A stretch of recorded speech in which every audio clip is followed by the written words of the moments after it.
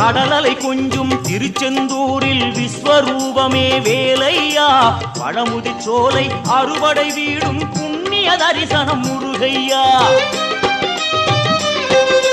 திருநீர் அணிந்து வரும் போது நெஞ்சில் நிம்மதி பிறக்குது கந்தையா சுகனே சிவனார் மகனே உன்னை பாட பாட சுகமாகுதையா வேல் முருகா அரோகரா